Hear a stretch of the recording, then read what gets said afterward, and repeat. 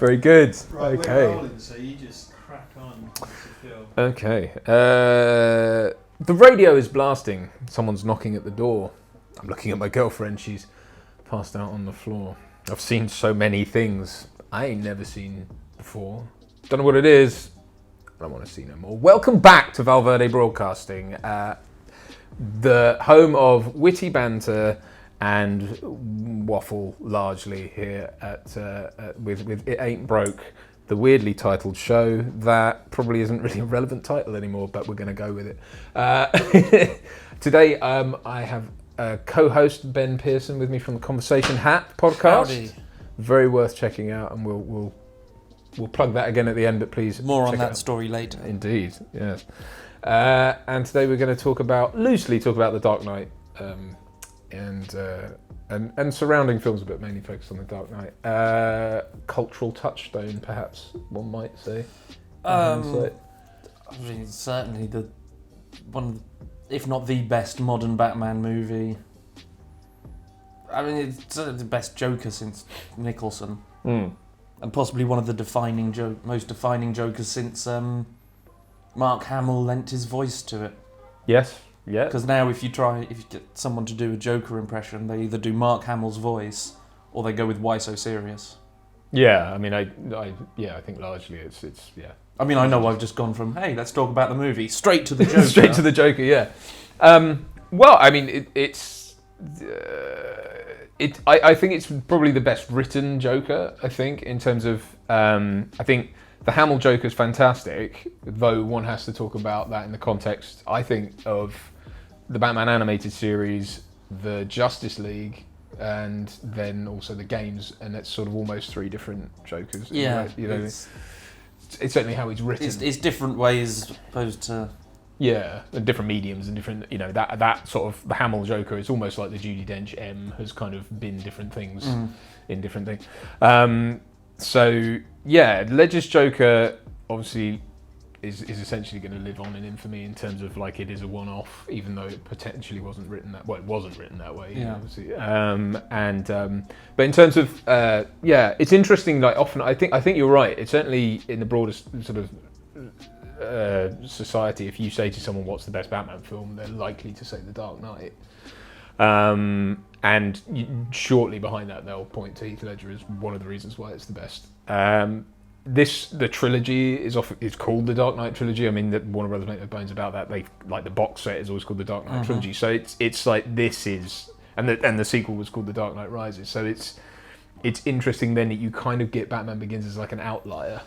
Yeah, it feels like it should be The Dark Knight, Batman Begins, or The Dark Batman Knight... Begins, The Dark Knight. The Dark Knight is currently laying down, he will rise. Well, I mean, wouldn't you think The Dark Knight Rises is a better title for this film? Because technically he becomes The Dark Knight at the end of this. He goes from being Batman to and rises as The Dark Knight. Yeah, it would make sense for the first one to be Rises, then Dark Knight, then... Ooh, The Dark Knight Fall... Or like Nightfall. Unfortunately, again, not to touch on it too much, but The Dark Knight Rises should really be called The Dark Knight Returns, because he returns in it. He does. And that's more of a thing. Dark Like, Knight strikes back. It rises again, gets back up. Because it is about, why do we fall? The Dark Knight gets back up. Yeah. So that we can learn to pick ourselves up again. It's not a very good title for a film, but it is thematically quite relevant here. Batman Begins, I've said this before, of all three films is my favourite. I like the world, I like the vibe from it.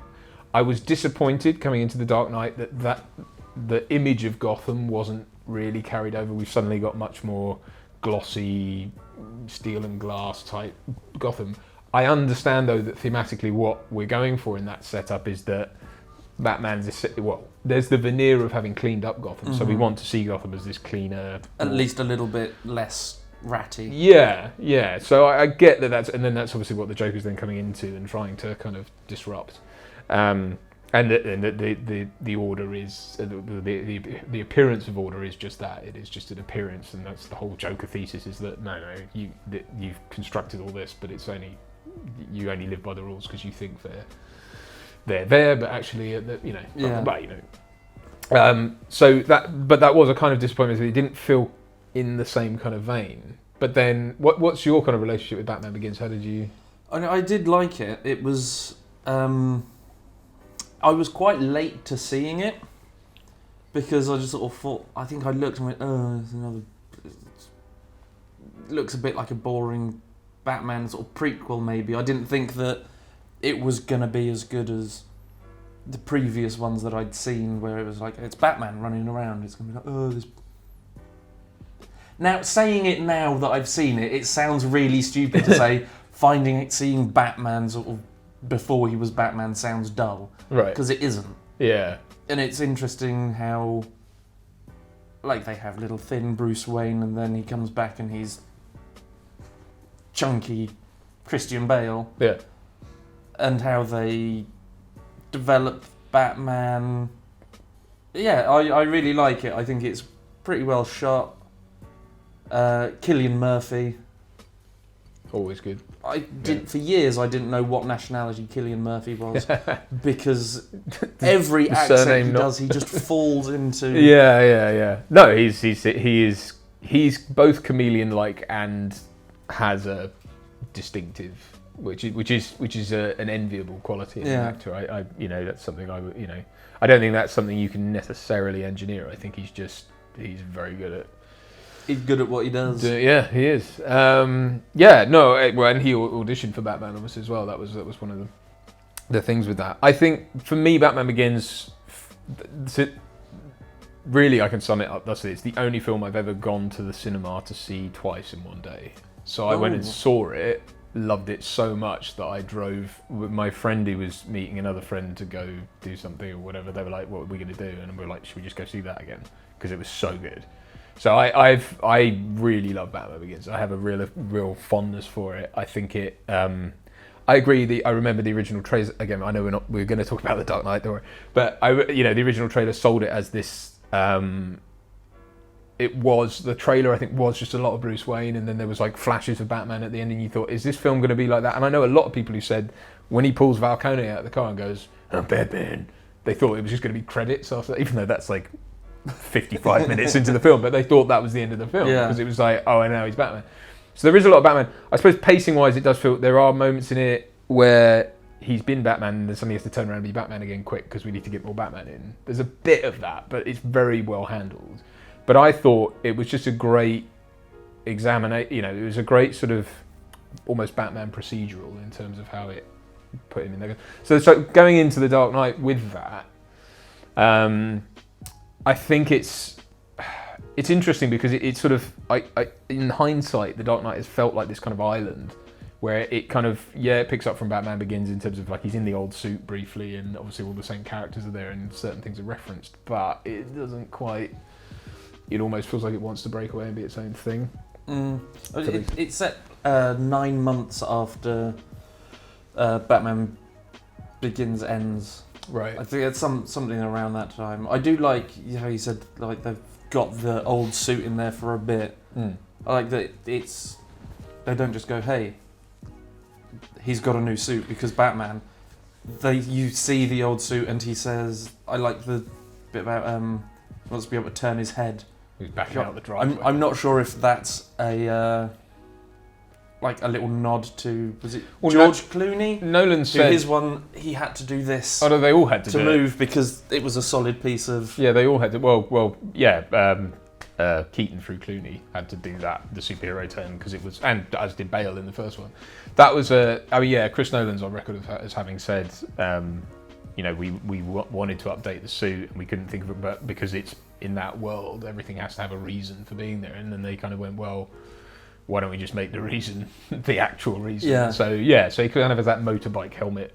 I'm not as fond of that suit. I have to say it's very technical, and I get why it's there. It's just it doesn't feel as Batman. It's less Batman-y, but it's a bit more realistic, which is sort of you've got to have a bit of a trade-off with. Yeah. Are you going to have just the big one rubber suit, or are you going to have one that looks like it would actually work for fighting crime? Well, and I think in that world and in that context, it makes a lot of sense. It's interesting that this film is the one that, you know, generally I think is on the top of people, you know, ranks highest, when it doesn't quite have the trappings of a Batman film. It's more of a, I mean, firstly it's a lot about the Joker. It's also about Harvey Dent, which we'll get into, but in terms of the Batman, like, he's not in Wayne Manor. There is no Batcave other than the sort of undergroundy bit, glowy light bulb, which just place. raises far too many questions, because you kind of go like, all right, I get you kind of got away with it, because they go to great pains about having this to be like, oh, it was part of the underground railroads and he sheltered people and blah blah blah blah blah, and he just about cobbles together a Batcave. In this, it's like this big, nicely lit thing with custom with stuff made that comes out of the floor. Yeah, I was like, I could almost understand, like, oh, he had a bunker, and then they put a shipping container on top that had put a lift in. it. But then he also got some contractors in to have glass panels come out the wall where he can put his bat suit and stuff. And there's deleted stuff, and you can see part of it in the trailer where the tumbler's in there, and it does like a donut and goes out, and it's like, well, so there must be an exit like a road big exit. enough for... right? Like, this is it's and it's under a. It's in a shipping yard. Yeah. So what? Where are you under the river at that point? Like, I don't. You know. Okay. Well, I think it is under the river because it would flood. That's in Rises. Oh no, that's in Rises. Yeah, isn't it? that's something else. That's in Rises. But also it goes under from goes from an office in a shipping yard down. Whatever. You mentioned the tumbler. During the chase scene, there were the police did actually get phone calls from concerned citizens that didn't realise that there was a film happening. Right. They're like, you realise that there's some police cars chasing some big ass black car thing. Just so you know, that's what your guys are doing. Well, that was in Begins. That was one of them. I don't know if it was the first, but it was certainly one of the main. Well, I don't know, the most visual first uses of the Russian arm, which is it's a Porsche Cayenne but it was set up with a crane on it. So basically, you can travel at speed and put the camera anywhere. So it was, you know, they were filming at 60, 70 miles an hour. With the camera at the ground, like coming up over the car, you know, you could just do so much more with it. I've shot on things using the Russian arm. There's I can't remember what the other one is. Someone will correct me. There's different versions of it now. Used it on things like Maleficent for battle scenes, like just, you know, driving along, and, you know, I guess because it's a 4x4, you can go whatever. But that was, I think, one of the first. So I guess it was rare up until that point for car chases to actually be filmed at speed. And to actually look like an actual from an outside observer. Oh look, that is a car chase, not oh they're filming a thing. Yeah. Obviously in this, the tumbler's destroyed. I know that's an odd film boner that a lot of directors have, which is to destroy the Batmobile. I know Burton wanted to do it and kind of did it in Returns. I'm not so sure about Schumacher, although it happens in Forever.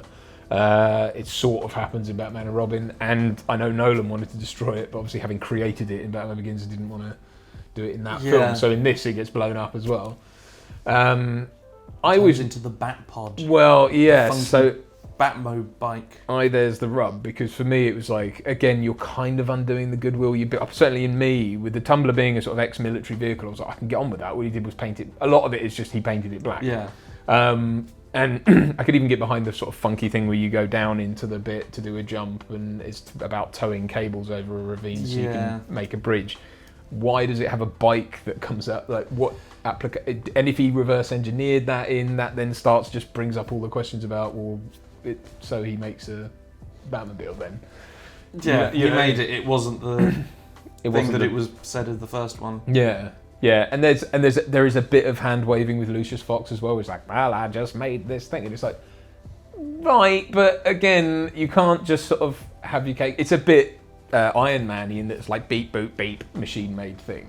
It's, you know, 3D printed whatever, and it's kind of that. I wanted to get away from that because it's I want him climbing up like he is in Batman Begins, like struggling to climb up fire escapes and in the rain and the cables and the, you know, and just that gritty Batman vibe is kind of absent here because it's a bit easier for him, I think. I did find it weird when he does the bit where he goes underneath the truck on the Bat bike. Yeah. And then he goes up the wall and it all spins around and he lands facing the other way. It's shown more in Rises, but I think the gear can basically, so the tyres effectively can roll Because you do see him at one 'cause point, you he see goes, him- you see him like, like drift and they roll, which yeah. cool, that's kind of funky. But up the wall to do a weird spin, just turn round. Yeah, I mean, well, I guess it answers because it's so long and unwieldy. I guess that's the point, is that it's able to turn around on itself, because otherwise you'd have the turning circle would be ludicrous. So I gather that's why they've done that. I mean, it's fine. I just don't. Again, it's just that step away from the verisimilitude that's established in Begins. What do you think of the structure of it? Because I think it's almost got a 4-act structure. It is a 4-act. Yeah. And it doesn't feel... Like, it is a 4-act film, but it doesn't quite feel like it's being dragged out. Right, okay. Like, sort of, I mean... Essentially, in this movie, the Joker wins. He gets arrested. I don't think anyone wins. That's but my thing. The thing that he wants to do, he wants to make chaos, and he wants to corrupt... Obviously, he wants Batman to be corrupted more, but he sort of arguably does, because Batman kills Harvey Dent. Yeah. And no one talks about that, but he does kill Harvey Dent. In the eyes of... Because he then says, I killed all those people, so Gotham now sees him as the murdering poo head. Yeah. So it's what it says on News at 10, poo head, murdering poo head. So in that way, the Joker kind of wins more than loses.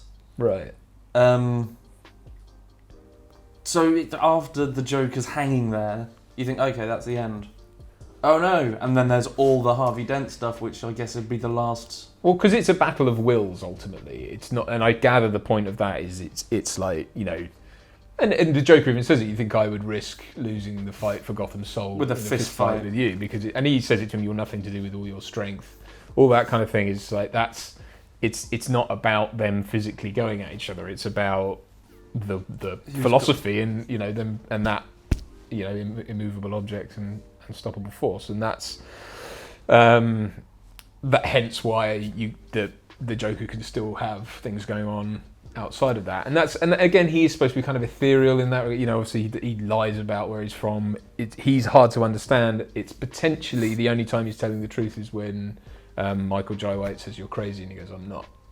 And it's like that's the oh shit, like that's the scary bit, because maybe he is just someone who he's crazy. He's a little bit unhinged, but he's not insane. Yeah. Crazy. Yeah.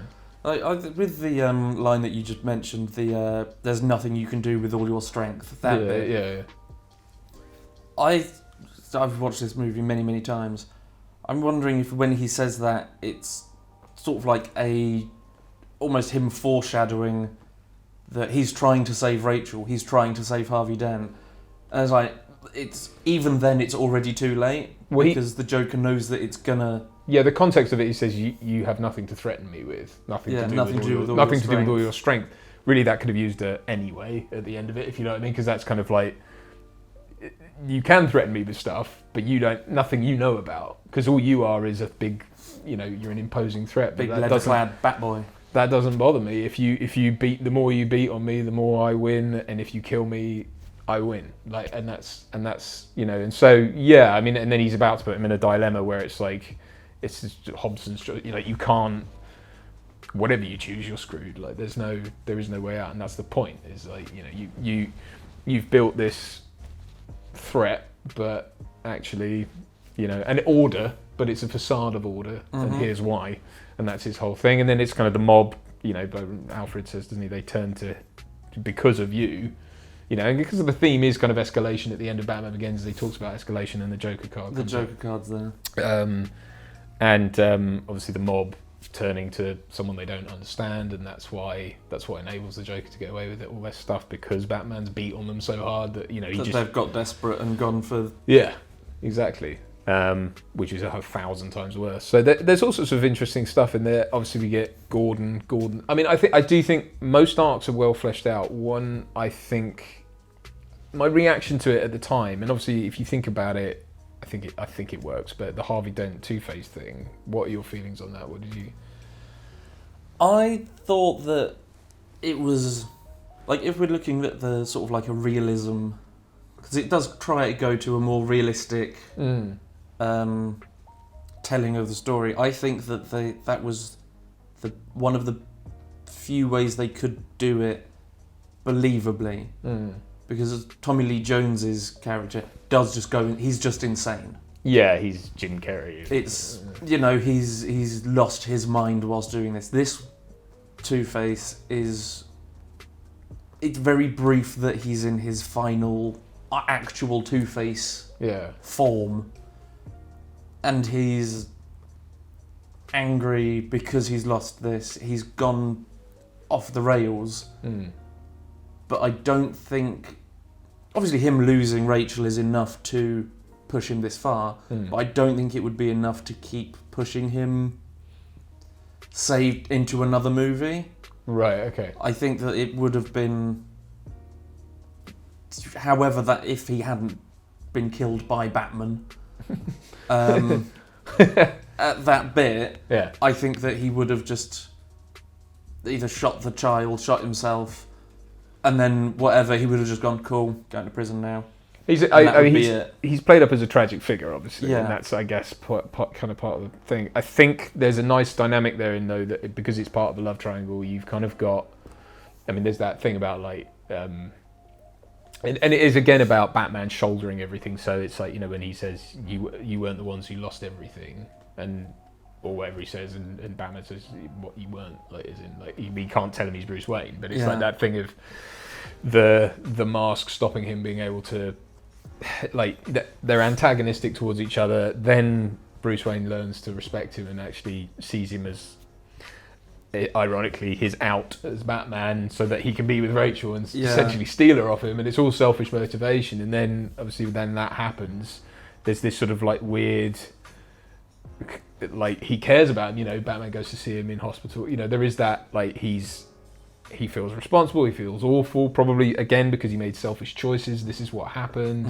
So it does inform a lot about Batman, which is great. And for me, I think at the time I was kind of disappointed they killed him off, because I thought that is a villain that, certainly in terms of comics and animation and all that stuff, says a lot about Batman, and is this sort of, there's this constant conflict of, like, he's in the context of The Dark Knight, he's someone he feels responsible for, and wouldn't want to take down, although he does at the end. But it's kind of like, do you know what I mean? So there's much more you can play up with that, and I felt like I was a bit disappointed they killed him off, because I thought there wasn't really a need to do that. You can take him out of play and still, I know you. I suppose you can't then conclude with I killed those people, and all that kind of you thing. couldn't quite go into the next one. Yeah.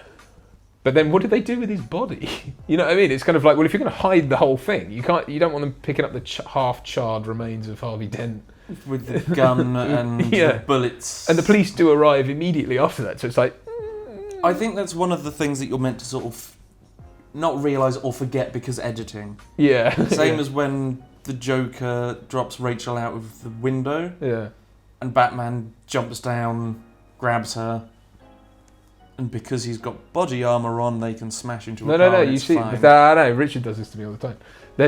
He gets, like, you can see he gets half his cape out. That's why they go like a sycamore seed. Okay. So they kind of, Alright, so a little bit less death there. But then he's right outside the front door to that building while the Joker's still in there with all those people. Yeah.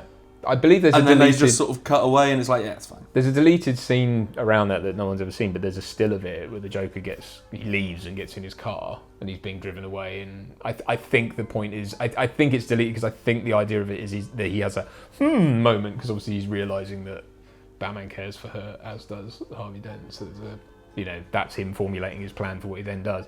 And then I think he says later he thought for a minute that it was the way you threw yourself after. Yeah, exactly. So it's kind of like that, you didn't need it and they got rid of it. But yeah, you're right. It is a bit. It's him making selfish choices, and Rachel is a problem for him. Mm-hmm. It's like a drug he can't get out, and it compromises him as Batman. Speaking of Rachel, obviously recasting with Maggie Gyllenhaal. Yes. How do you feel about that? I'm not a Maggie Gyllenhaal fan. I'm not. I don't know why. There's just. Well, she's a fine actress. There's just something about her that I can't quite put my finger on that I can't. I don't think I can watch her do anything without just going, "That's Maggie Gyllenhaal." So I sort of describe it as, certainly as an actor, you have your bag of tricks, and I hate watching myself because I'm just seeing the bag of tricks. But then you're the only one with that perspective on it. I think sometimes what happens is you might be so close to that person in personality. I'm not saying you're like Maggie Gyllenhaal, don't know Maggie Gyllenhaal, only just met you.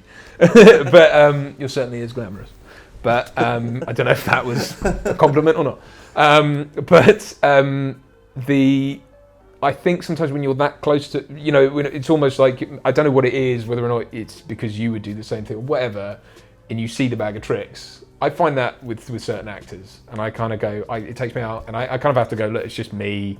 They're probably really good actors, but I'm just seeing all their ticks and bag of tricks, and I just, So it could be that. It may, because I can't watch myself do any of the stuff unless it's me playing me in a stupid version in one of our sketches or something. Right. I don't like rewatching any serious acting stuff that I've done because it's just me. To me, it's just it's just you saying words. Yeah, it's weird. I'm going, why did you do that? Why would I do that? Oh, what? Yeah. No, it's of course. So it could be. I don't know why the first actress, Katie Holmes. Yeah.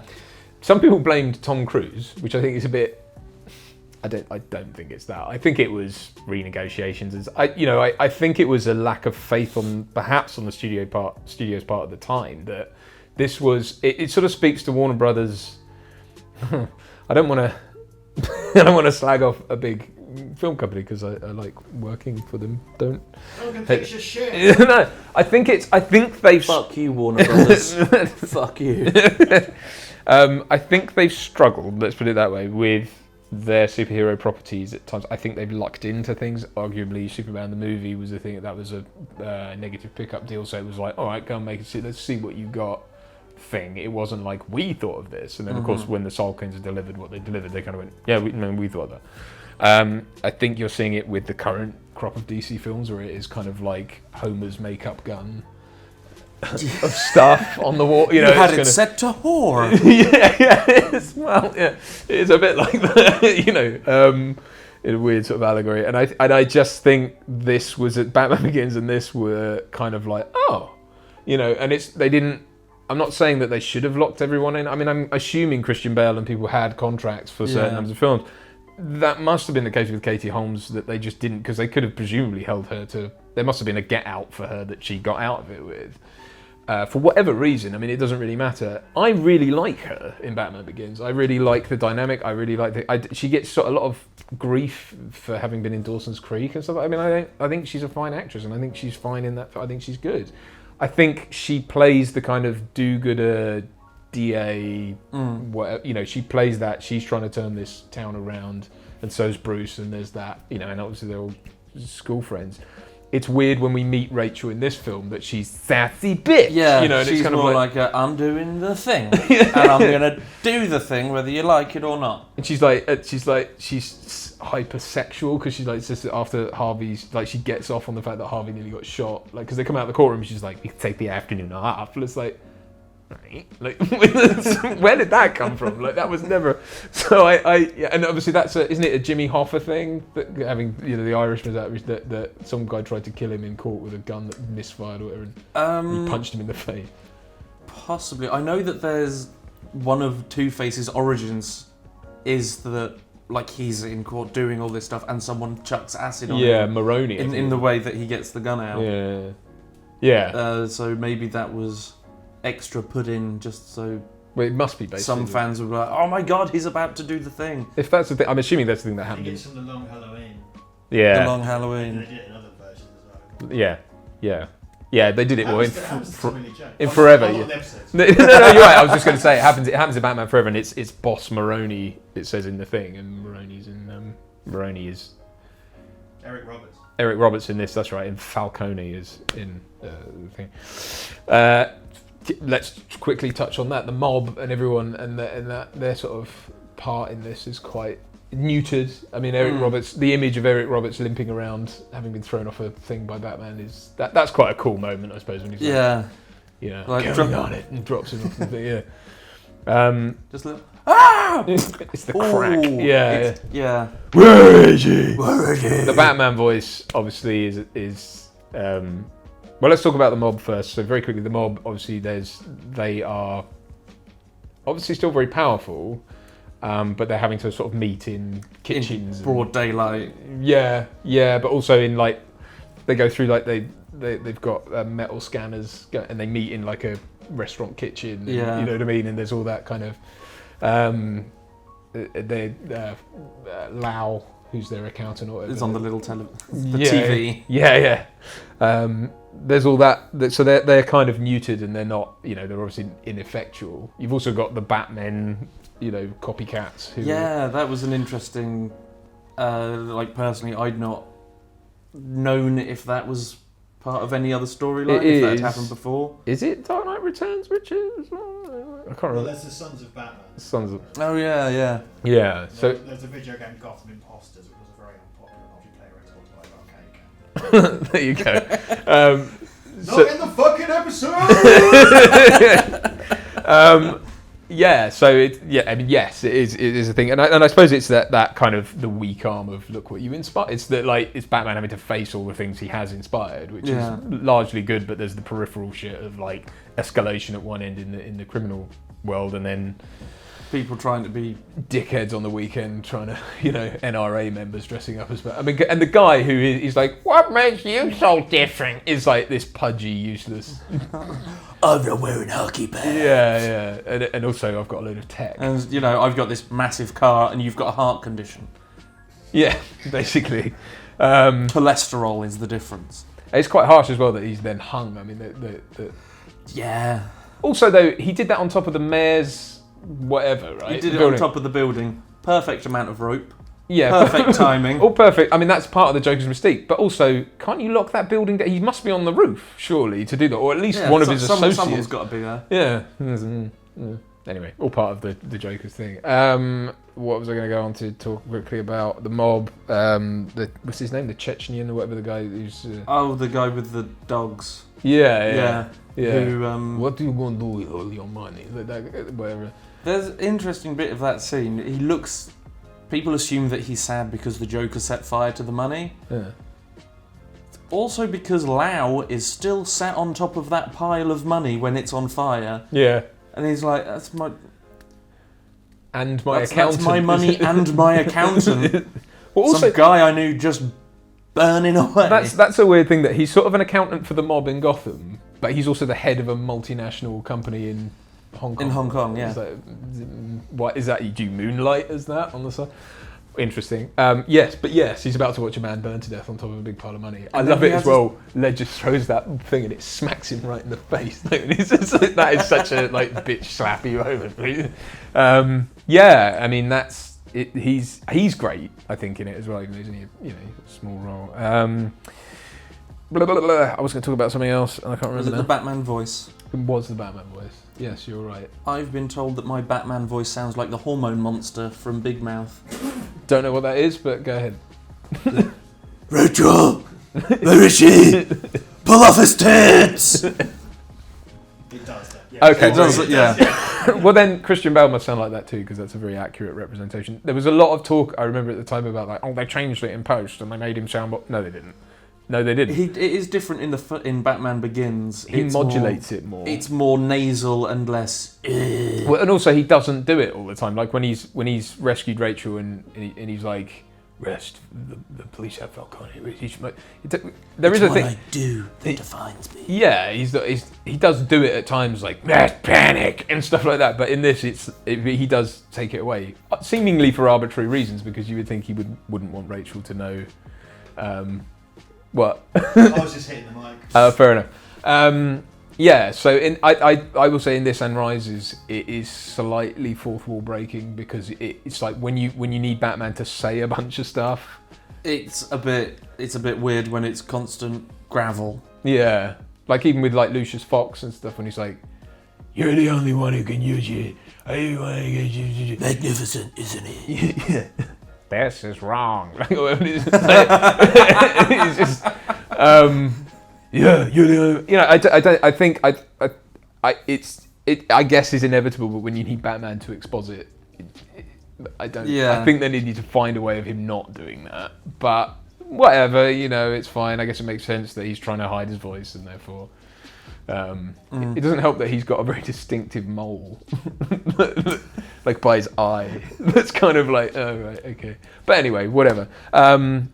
Yeah. So you've got set pieces. That's one thing. Just before we wrap on this, because I think we've covered. I mean, I don't feel like we've covered an awful lot of it as well. No, I was going to say the music is fantastic. I want to bring that up. The repeated Joker theme that seems to start a good 30 seconds before you've realised that it started. Yes. Because just with that single note on the violin that builds and builds up until the enormous, like, do I want to say crescendo? I want to say crescendo. It's that sort of da-dun. Da-dun! And people's bits being cut off that all just started with a... Well, and that's I guess the whole... Yeah, I mean, as a motif, I think Zimmer did the music for that, I think. Yeah, he did. It became very... I mean, it started in Begins. I think it's a gliss, isn't it? You would know, Liam, but... Gradual up. Not that, but the that sort of... Other kind of staccato. Yeah, that whatever it's called, but done on a violin. It was the original in Spider-Man. Raimi's first Spider-Man had that as well, but this did it, this did it to a larger degree, and then that became used in loads of stuff, including things like Skyfall, which also kind of nicks the Joker's thing as well a bit. The he wanted to get caught all along trope that became a trope really quickly and then went away again. Well, there's the thing, you don't know if the Joker did want to get caught. Yeah, because it could have just been, well, I'm going to plan it in case I do. Yeah. But if I don't, whatever, because chaos. That's great. Yeah. So yes, the score. You're right to bring up the score, and I should have brought that up before. But this seems to be this has become what Zimmer is, and it's actually Zimmer did an awful lot of stuff before this that was not anything like this. And now he's ironically scoring the next Bond film. He did a Doctor Who charity signal. People don't talk about that. It's true. What? Oh yes. Oh no, you can look it up later. I'll do an episode about that. Oh God. Fair enough.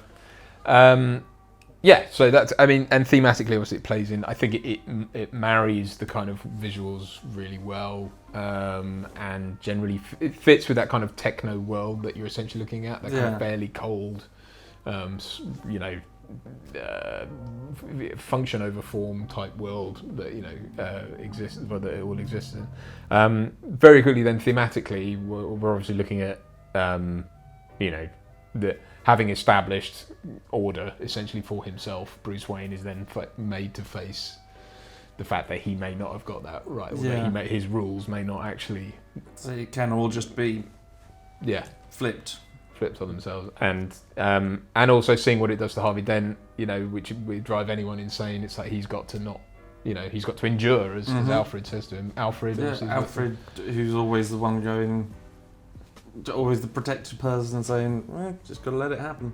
Yeah, I mean, Alfred in this, there's echoes of the first film where you remember in Begins, he comes in when young Bruce Wayne is in bed crying after the funeral, and he's like, I thought I prepared a little supper, and then.